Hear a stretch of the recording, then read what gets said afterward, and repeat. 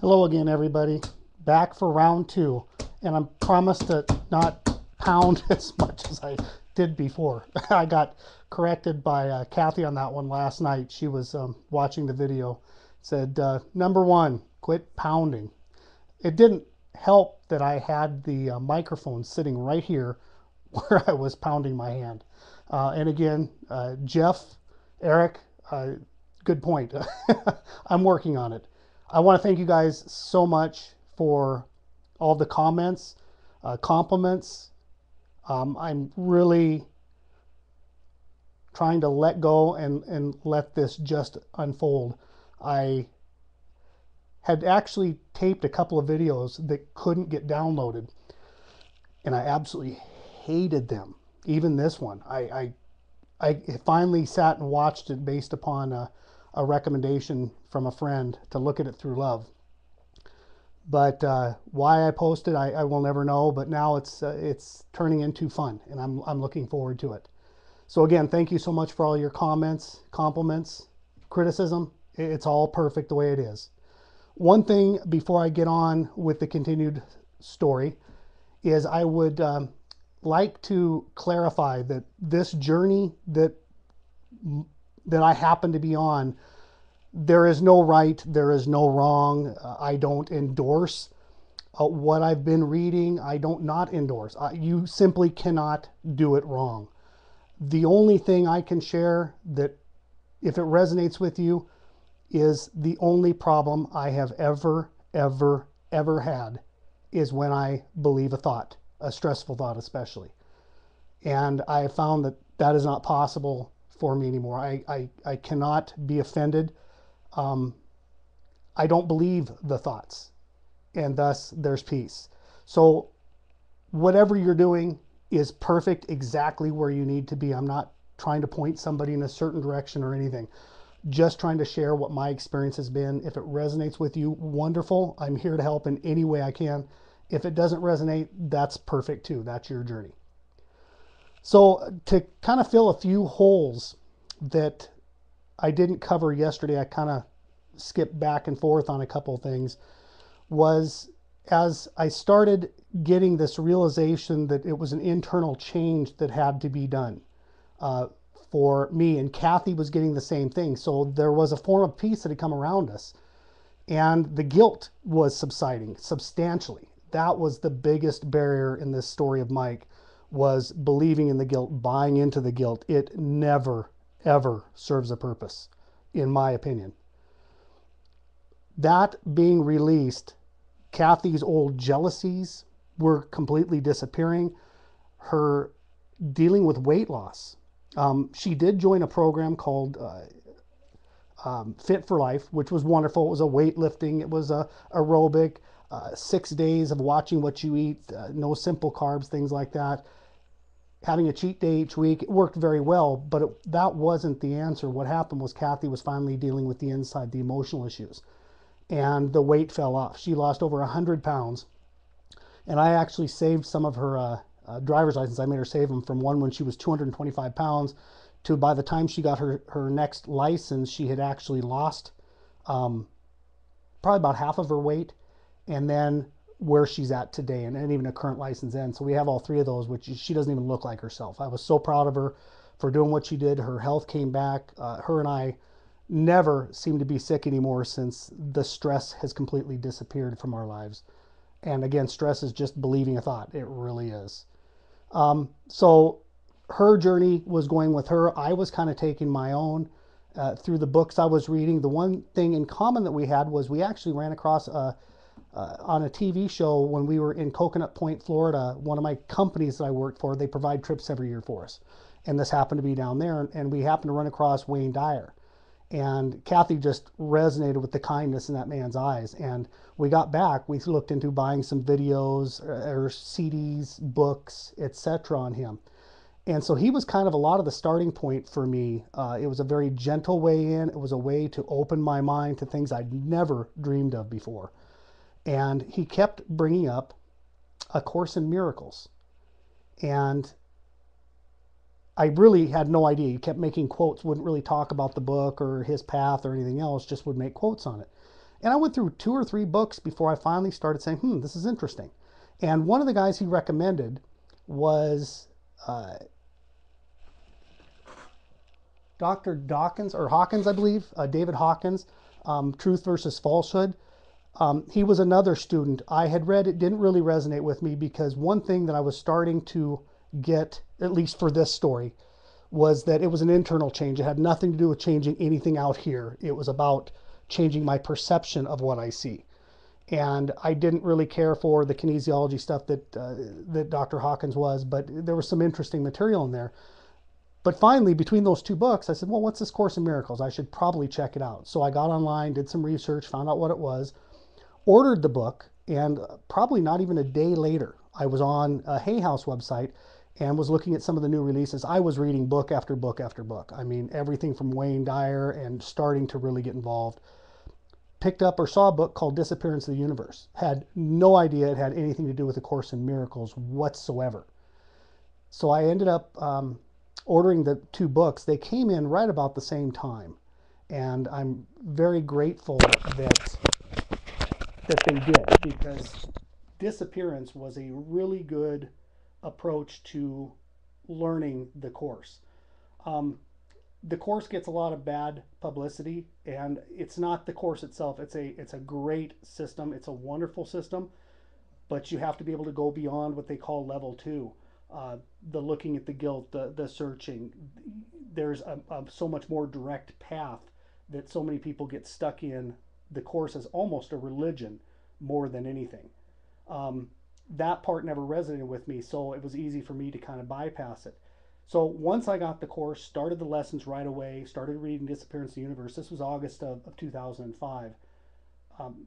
Many things were changing and growing for me over that. It just resonated with me that finally, for the first time, I understood that this mess that we perceive out here, this pain, suffering, all the drama and crap that goes on, that according to the Course, this wasn't God's creation, that God is not bipolar, that this was our making, our perception.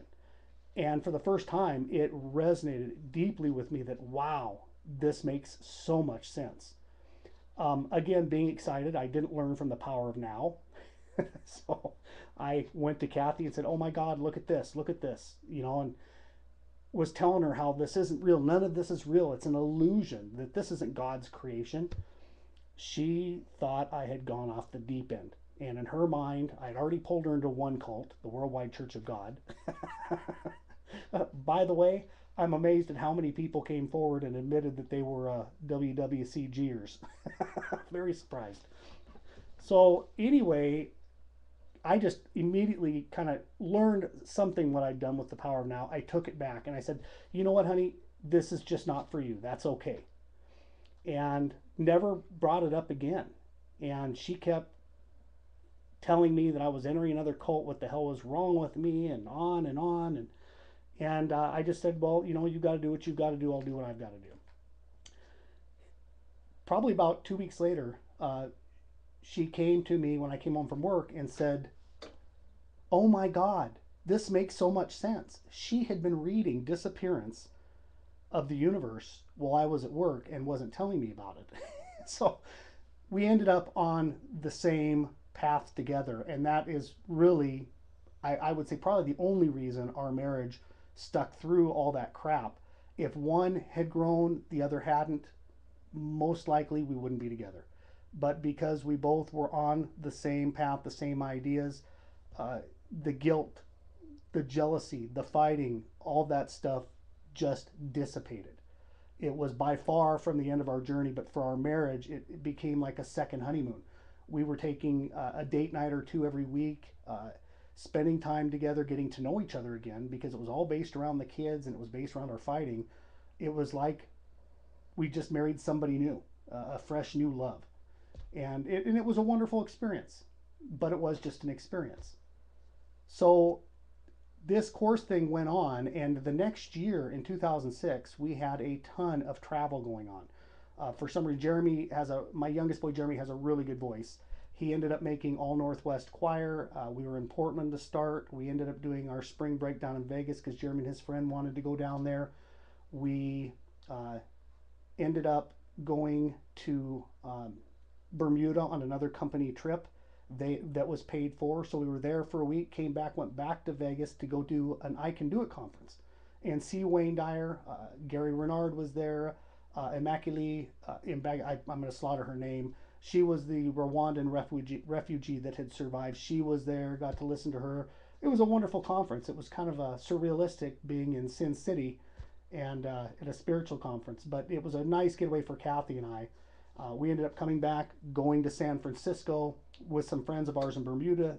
He had got his doctorate in San Jose, so they asked us to come over there, so we spent a week and then spent 3 weeks all over Europe and trying to do the course, the lessons, keeping it up. And it was working. It was working. I was at so much more peace, really enjoying life.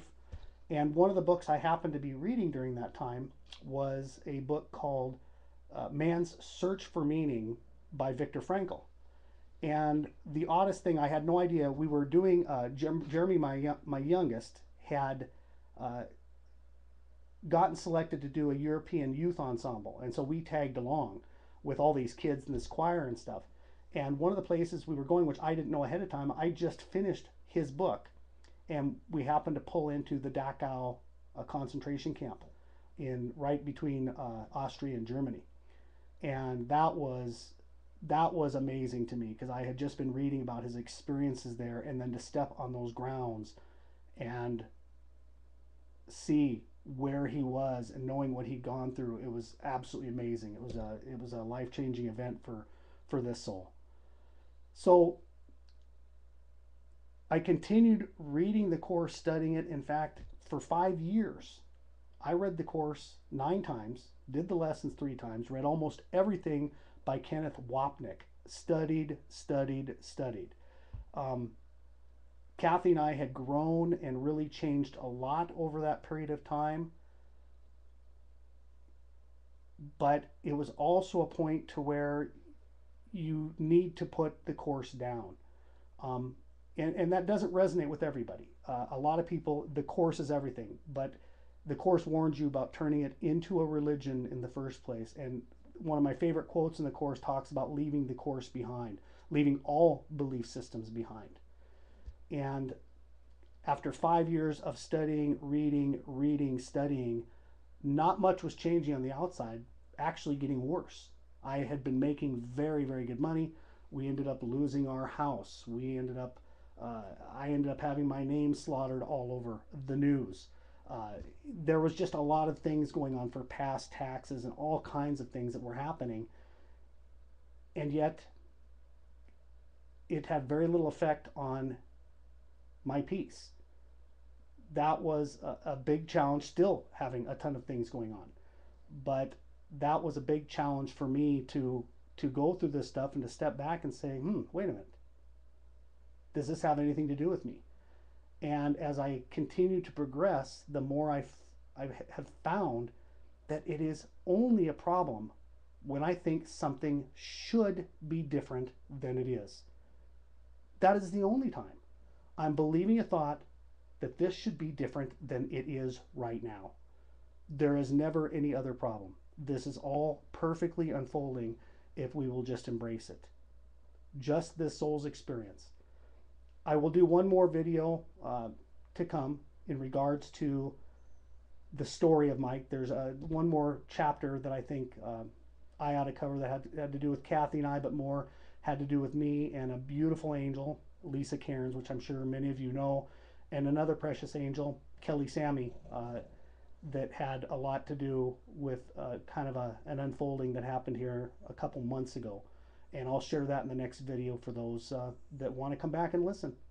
Thank you so much. This right here is for Julie. I love you, Julie. Just wanted to share that. She wanted one close-up, and that's about all I've got. So anyway, thank you so much. I appreciate you all very, very, very much.